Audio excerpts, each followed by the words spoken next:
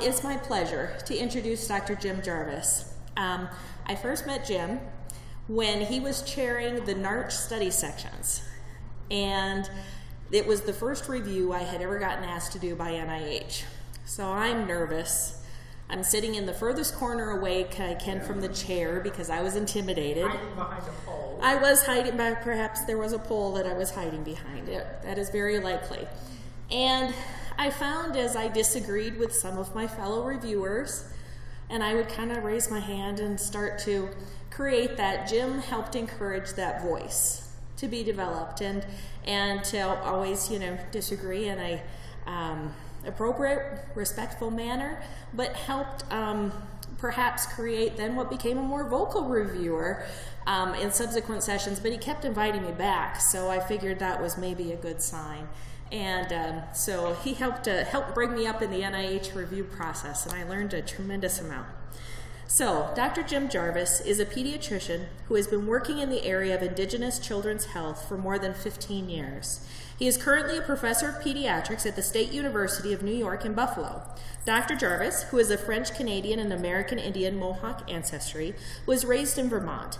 After completing medical school at the University of Vermont in 1979, Dr. Jarvis spent most of his career in the Midwest, particularly at the University of Oklahoma in Oklahoma City, where he was section chief of pediatric rheumatology.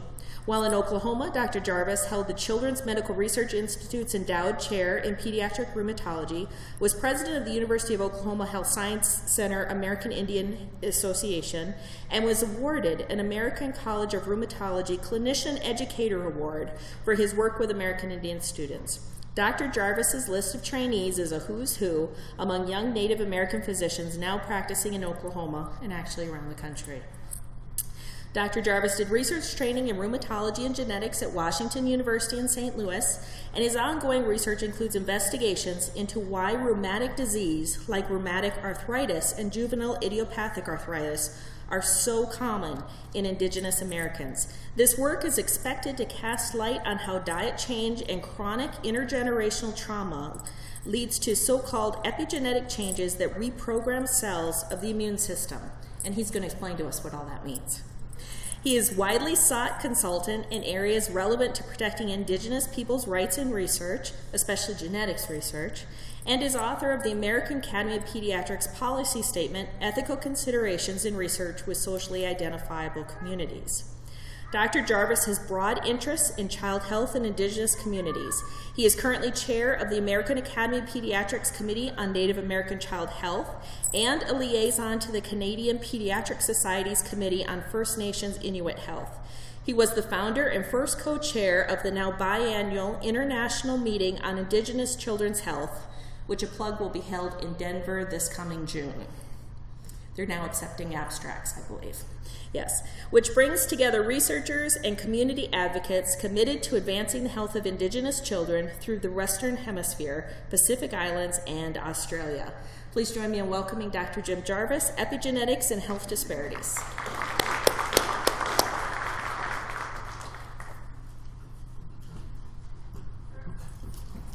Thank you. So, gosh, it's good to be here. So our Indigenous Children's Health Meeting, Denver, Colorado, March 31st through April 2nd next year. No, it's okay. Please put that on your calendar. Amy will be sending out the thing. Program proposals due in May. Abstracts due in November. At least half the work at this meeting, half those posters should be at our Indigenous Children's Health Meeting down in Denver next year at this very time. So I'd love to see you all. This is a wonderful meeting. We have people from Canada, people from the circumpolar regions. We have people from Australia, occasionally people from New Zealand. And listen, it can't hurt you to get to know people from New Zealand. Maybe you'll get invited there. It could be so cool. They haven't invited me yet, so oh well. For you younger people, I think that it's okay to tweet this, so long as your tweet doesn't say Jarvis is FOS. I'm good with that, although I don't know what that means. Okay, so Okay, so this is, a lot of you don't know that there are indigenous people out east. This is the St. Regis Mission, where my great-grandmother was baptized and became a white person. And so here's, is this thing working? Oh yeah, it is. No, it isn't. Oh well. So you can see, I wish will it show up if I use the cursor there? Is the arrow showing up on the screen? Okay, so here's our communities in New York. We have Seneca people living out here west. There's Buffalo, Tuscarora people living on their territory here. Very traditional group called the Tonawanda Band of Seneca, who have rejected, by the way, I don't want to get anybody uppity here. So the Tonawanda Band of Seneca have absolutely rejected the United States government's insistence that they run their tribe the way the United States runs itself. Which, you know, when you look at the United States Senate, has some merits, right? So the Tonawanda Band do not have a democracy. The clan mothers still name the chief, and the chief does things the way that they did in the traditional way. And not to give anybody any ideas, but I'm just telling you there are bands that have totally rejected the U.S. government's insistence on how people should run their lives. The Mohawks are up here on the Canadian border. Here's my arrow. Golly. And so up there, way north where it says St. Regis, and the Haudenosaunee, the people of the Longhouse, scattered across the state. Okay. Oh yeah, disclosure, just in case. If anybody thinks, if there's a way to make a lot of money doing this, will you let me know? I'll be right down there. Okay. So I love this quote. I'm not going to patronize you by reading it, but this is really what the heart of my talk is going to be today. Okay? Everybody got that? Okay. Boink, boink, boink. Okay. So I'll start with a story. Many of you may know the Mohawks are very famous for storytelling. Even my friend Margaret Moss, who's from up here, from the Three Nations up here, says, God, you Haudenosaunee people, you're all such good storytellers. So I'll try to live up to the reputation. So I'm going to tell a story about Mary. This is a story that Ann Bullock and I do this together. So let's take this. You have a young girl named Mary. Before she was born, her grandparents went to boarding school. Lots of social fallouts from that, as you see. The family lives below the poverty line. They buy food at the reservation store. During Mary's mother's pregnancy, she's 15 years old. Won't say who the father of the baby is. She gets only intermittent prenatal care and WIC foods. Mary's mother stopped using drugs when she found out she was pregnant, but still is occasionally getting high or drunk. Went to school a little bit through pregnancy, and of course Mary was born small for gestational age and spent 2 weeks in a hospital 100 miles away from her community. In early life, Mary was raised by her grandmother while her mother tried to continue in school. Mary was often sitting in front of the TV most of the day. She was put into a tribal daycare center, but the teacher-to-student ratio, due to lack of resources, was extremely low. Family is living on commodities and WIC foods, and of course the family is sharing the WIC foods with other family members. Mary gains weight. Mary's mother's boyfriend moves in. There's alcohol, drugs, binge drinking, violence. Mary's held back in second grade due to academic difficulties. She drops out after 10th grade and becomes pregnant. How many of you have heard a story like this? Okay. And for me, this is some of my relatives. I'm going to be talking a lot about the ACE study. I'm not going to start here, but these adverse childhood experiences are going to be a common theme. And just to remind you, just as there was a poster here earlier yesterday looking at the adverse childhood experiences of Native people, these things are far higher in our communities. And they have a tremendous impact on health, as you see here. And I'm going to harp on this more. I'm just bringing this up. I'm going to repeat things to really emphasize things this talk. Okay, it's okay. Chances, in fact, of if you have a traumatic childhood, your chances of having a child with learning or developmental difficulties are higher. How does that happen? How does the experience of the parent actually get transmitted biologically to the next generation? And that's what my talk today is going to be about. So, one of the things we know is most health inequities, and can we do me a favor? Let's not talk about these as health inequities anymore. I mean, health disparities anymore. These are health inequities. They don't occur by accident.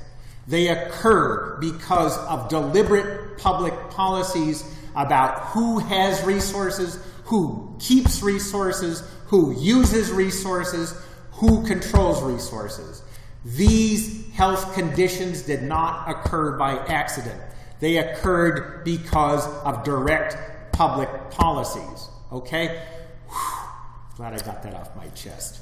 I don't want to hear the word health disparity anymore because it almost stigmatizes the people who are actually the victims. It's not because our communities have a bunch of lazy, stupid people. It's because our communities don't have resources that these health differences occur. Okay? Okay. I'm only going to say that 20 more times. All right. So let's even take something like systemic lupus. Okay? Systemic lupus is about 3 or 4 times more common among indigenous women than it is among the broader population. Okay? If you take any, how about this one? Juvenile arthritis. The severe forms of juvenile arthritis are far more common among indigenous Americans, particularly indigenous Americans living here in the Northern Plains, than in the broader population. Okay? By the way, isn't that a cute kid? One of the things I'm going to show you is a lot of cute kids. So it's perfectly okay when the cute kid slides come up to go, oh, okay, because they really are adorable. Okay, I mean, how could you resist that? Okay, so a couple of years ago, 3 years ago, an acquaintance of mine, Matt Morano, published this study in Science, and what he showed was that when you, so you know, NIH has spent so much money doing all these GWAS, is our NIH guy still here? Okay. Okay. And so one of the things that people started noticing is that all of this so-called genetic risk, it wasn't even where there's freaking genes. Okay? There's no genes where this so-called genetic risk exists.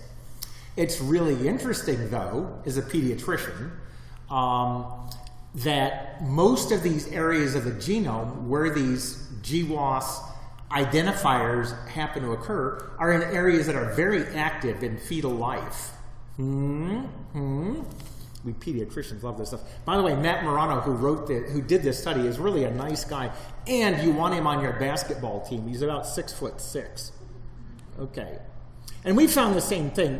When some of my colleagues in Cincinnati did a study on juvenile arthritis, they found the same thing, that most of the genes that they found at risk for juvenile arthritis weren't genes at all. They were in areas of the genome where there were no genes. And that's where they all are. So where are these genes? Well, they happen to be in the places where the environment impacts your DNA most strongly. So most of the so-called genetic risk for any of these complex traits, I don't care which complex trait you want, preterm labor, bronchopulmonary dysplasia in children, heart disease in younger males, systemic lupus, type 2 diabetes, they are all, the vast majority of it, 98% of it, is in the areas where the environment impacts on the genome and where the environment sends signals to the genome to tell the cell what to do in response to that. Okay? Aha! now this is making sense. Okay, and so we call these changes that the environment makes on the DNA the epigenome. That is, these are chemical changes that happen to the DNA that don't change the coding sequence, doesn't change the fact that you're always going to have blue eyes, unless you get really cool contacts, but you're always going to have blue eyes or brown eyes, okay? But it changes the way the DNA works, and I'm going to talk a little bit about that. So, there's two things that can happen. One is you can change the backbone of the... See where it says me? That actually stands for methylation. That's not actually Don Trump's DNA. Did I just say that out loud? Spiro was going to bet me $1 million that I couldn't be political up here. I'm glad I didn't take the bet. Okay. Okay, the other thing is, see those cute little tennis balls with the hair on them? So your DNA is actually wound around these tennis balls, and the tennis balls actually have the little hairy things sticking out of the tennis balls. Also are some of the chemical changes that can happen that get cues from the environment that tell the DNA what to do. So gosh, this is so complicated. It's not too complicated. Think of your DNA like a slinky. How many of you know what a slinky is? Okay, because there was a time when, like, I would say things like to my son, well, can you take, how come the TV doesn't have a dial where we can change the channel? And he would look at me like I was crazy. Okay, so you know what a slinky is. Okay, so imagine your DNA like a slinky, okay? And the slinky can be wide open or it can be closed, right? So these chemical changes, either to the little ping pong balls, the little histones, or the backbone of the DNA, the methylation, are simply a way of telling the slinky how wide open to be or how closed to be. And it's not an either or, it can be an in-between. And so depending on if the slinky is wide open, you can see that these little yellow balls can be in there and start the gene being turned on. That might be insulin, for example, responding to an environmental cue. What is the environmental cue? High sugar in the blood. Or that might be cortisol responding to an environmental cue, something that you're getting visually, such as, let's see, something visual. I was going to say seeing a Trump rally, but I got to get off that.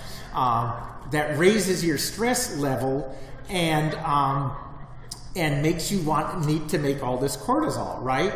So the environment is sending a signal to the DNA to be opened up or closed, and the environment then determines how that gene gets turned on or turned off, okay? Whether it's the insulin gene or the cortisol gene or whatever, okay? I love this slide because it shows you how complicated this stuff is. So there's a bazillion chemical changes that can occur on this little ping pong ball. So it shows you this is a very finely adjusted system. This isn't crude. This is a beautiful system that very finely tunes how our bodies respond to the environment. We're meant to be sensitive to the environment. Whether it's just the gorgeousness of that sunrise today, which, by the way, was just fabulous, or the smell of food, or the smiles on the face of our children.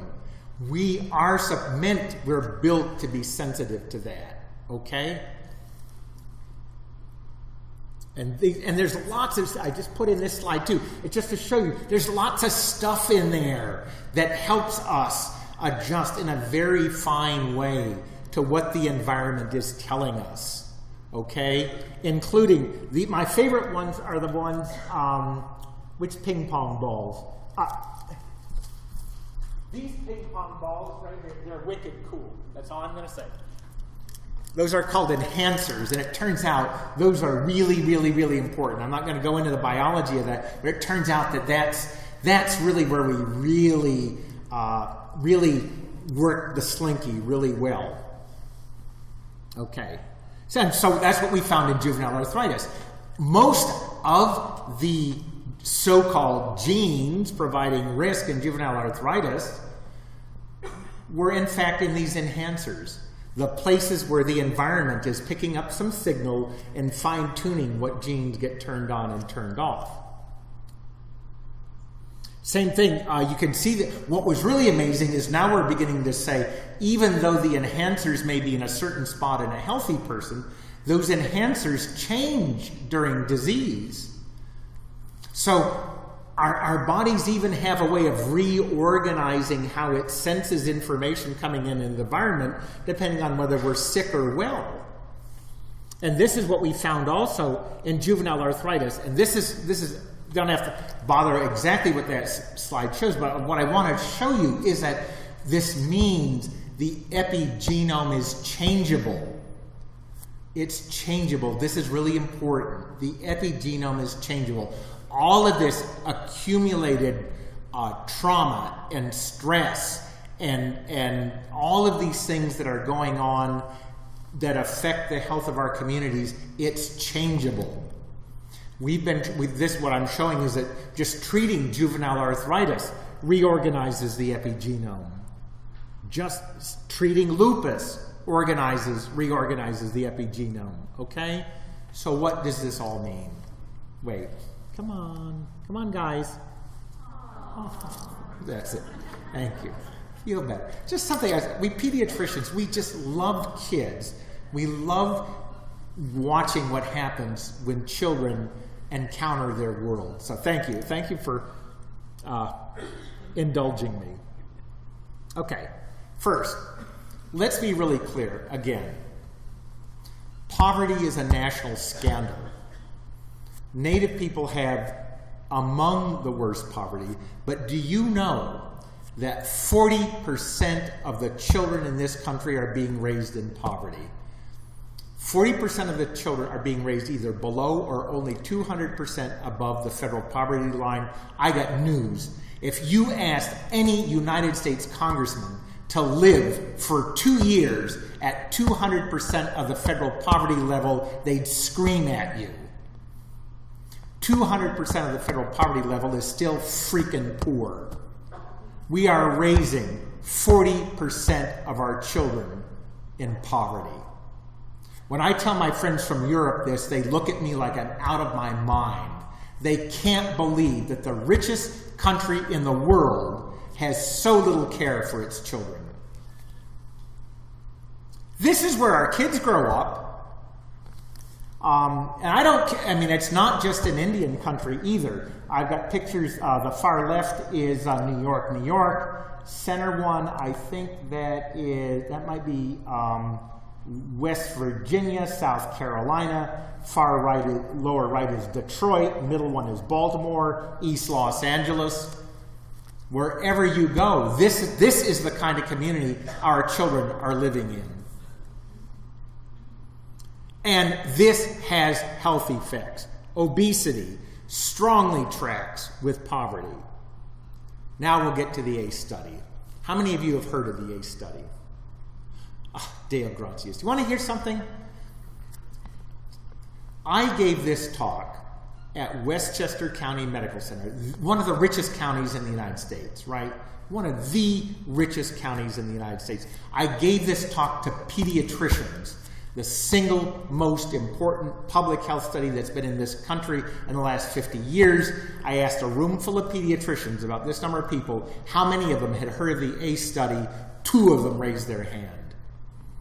So that, I'm going to bite my tongue from that. So this is a study that was done, as you know, in suburban San Diego. We're not talking about Gary, Indiana here. We're not talking about rural West Virginia. Nice middle-class suburban San Diego. Oh, there's palm trees and there's sun and there's golf courses, okay? A privileged community by any standard. And Vince Felitti, who gave this, who I first heard talk about this, tells a story of he was running an obesity clinic. And he just happened to ask one of his patients, when did you start gaining weight? And she talked about then how when she was 12, she was sexually abused by three of her uncles. and that she would eat to comfort herself from the shame and the humiliation and the guilt that she felt. And then she noticed as she gained weight that her uncles were less interested in her, and that from then on she could not lose weight because every time she lost weight she began to feel threatened and guilty, okay? So then Vince said, wait a minute, maybe we're talking about the wrong stuff. And he actually started looking at other childhood experiences and their link to adult health problems. And he found this incredible link between what happens in childhood and what happens in the health problems that people face. And as you know, again, these things are not simply isolated to Native communities or even communities in poverty. This is Minnesota data looking at the prevalence of most of the different ACEs in the populations, okay? Smoking, okay? Smoking is another thing. The more ACEs you have, the more likely you are to smoke. But really, nicotine isn't such a bad drug. Really, you can, for the 10 minutes you're smoking that cigarette, you are not feeling that homicidal rage, that sense of despair or whatever, thinking about the life that you might have grown up in. This might be a functional behavior. We mentioned childhood development.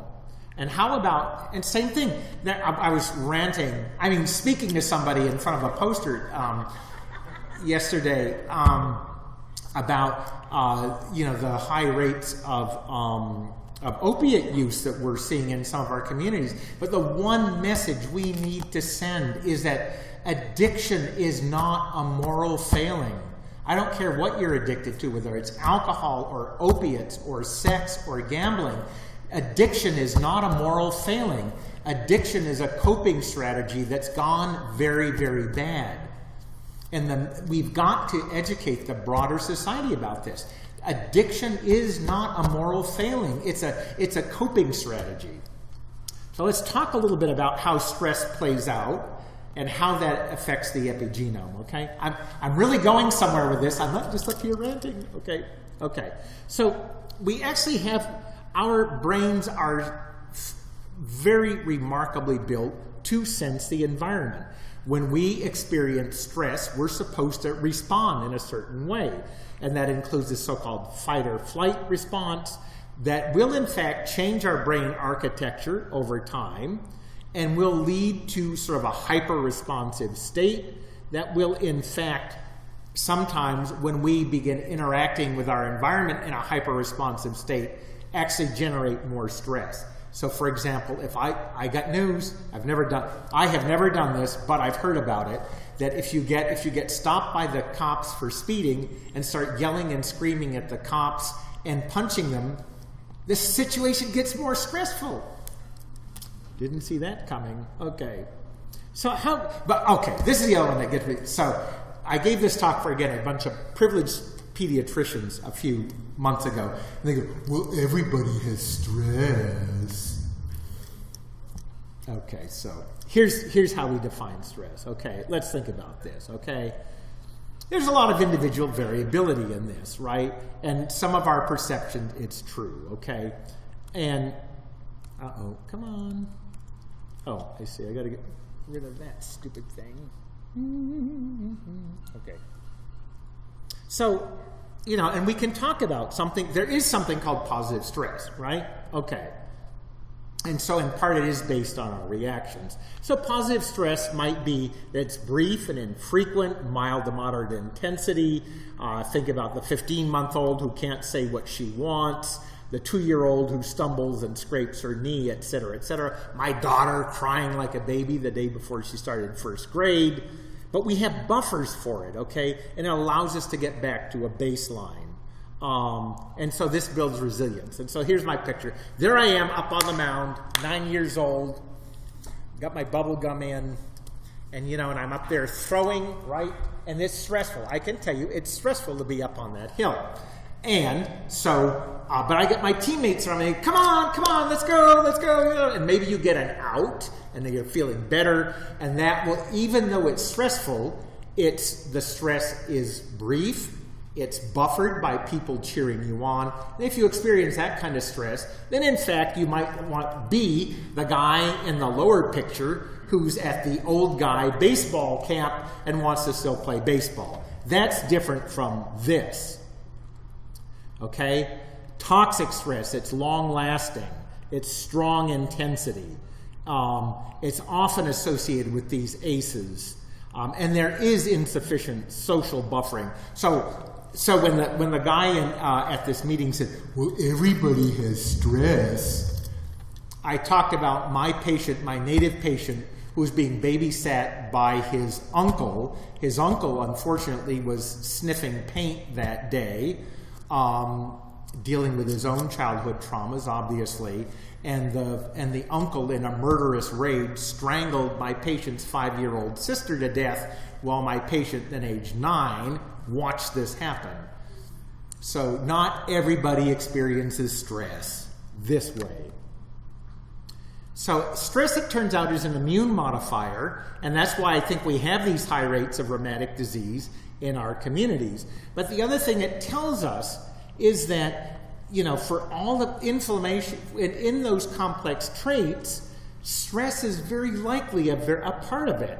And I honestly think even for obesity, just telling people to eat their vegetables isn't going to be enough. Okay? We need to really deal with the roots of this problem. Oh yeah, there's my picture. I'm going to close with this one last experience. And this is to show you how this plays out now. I'm going to loop it all together.